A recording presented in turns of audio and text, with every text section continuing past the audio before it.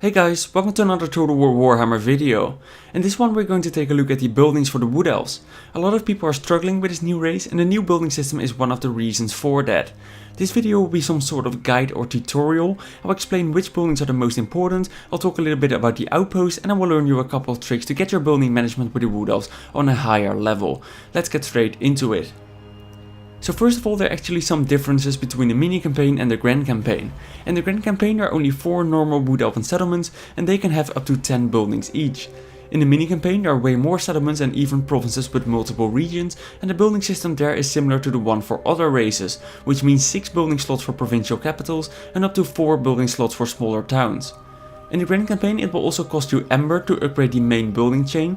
In the mini campaign that's only the case for the final building in that chain. Apart from that, everything is the same. Now the Wood Elves have access to lots of building types, so let's take a look at them. Keep in mind that you can only build these in the forest of Athel, Loren. You can only build small outposts outside the forest, but we will get into those later in the video. First of all, you got your main settlement building. For the Wood Elves it gives you extra growth and a large garrison, but barely any money at all. The red buildings are all used to recruit units, and there are lots of them as you can see. It is important to choose the building you need in the early campaign, as you won't have enough room to build them all. It all depends on the legendary lord you're playing, to be honest. If you're playing as Orion, I recommend building the melee, range and cavalry buildings first. When you're playing Durthu, go for the cavalry, force spirit and flying chains. Getting the other ones might be handy as well, however the units from those buildings will cost you Ember to recruit. It's more efficient in the early games to get your own free unit types first. Also, when you're playing the mini campaign, be sure to build the melee chain in minor settlements, as the chain only goes to tier 3. It's a waste to build these buildings in provincial capitals, to be honest. You should also keep in mind that Wood Elf buildings are really cheap compared to other races. It's actually worth it to demolish a building from time to time. If you want a forest dragon for example, just recruit one from the building and then destroy it again to free up some space for a better building in the meantime. You can just rebuild it when you want a dragon again, but that should happen quite rarely, so it doesn't really matter. The same thing can be said about the Spellsinger building. When you recruited all the Spellsingers you need, but you also need building space, just remove the building again so you can replace it with something better. The other 2 military support buildings only give you access to specialized unit types. I only build them very rarely and late in the campaign, as they aren't that great in my opinion. The normal units are fine as well, you don't really need the specialized units in the early game, and the buildings are therefore close to useless most of the time.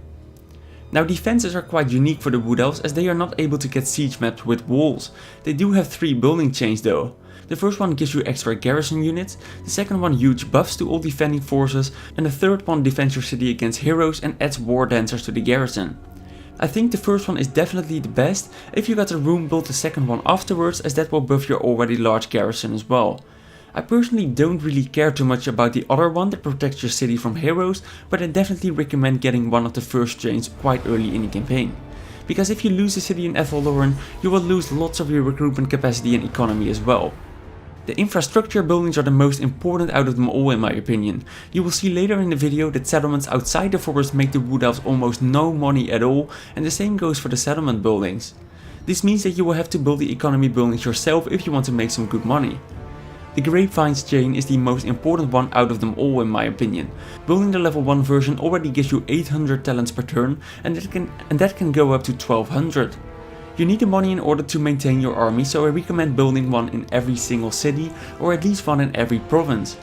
The wine production chain is also quite good, as it will increase your income from grapevines.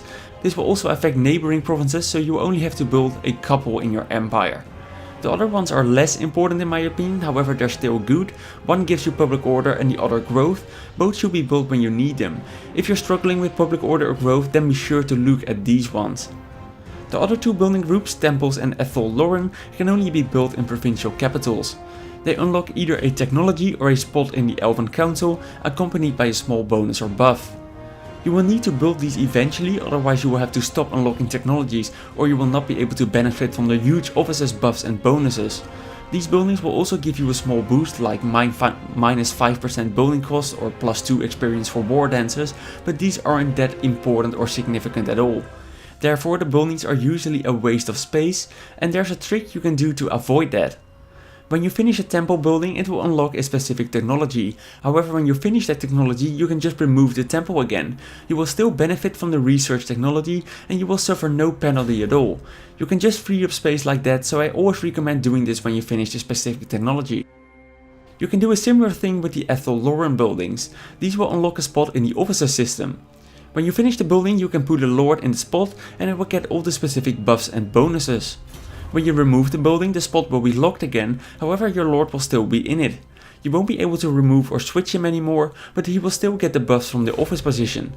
I rarely switch my lord from office to office anyway, so I definitely recommend using this tactic, as it will save you at least 6 building slots in total, which is huge. In the early campaign I always recommend going for the grapevines building first, this will get you the most money. After that, be sure to get the military buildings that fit with your legendary lord and also get 1 settlement defense chain. After that, feel free to get more economic or military buildings, and always remember to destroy your temple or Athel Loren building when you finish the technology or fill the office spot. Let's take a quick look outside the forest as well though. The Wood Elves are able to build outposts in any other settlement outside the forest. Your main settlement here gives you public order and a small garrison, however it cannot be upgraded. You only have 1 second building slot and you can pick one from 4 building types. The Waystone gives you a large replenishment buff and a larger garrison.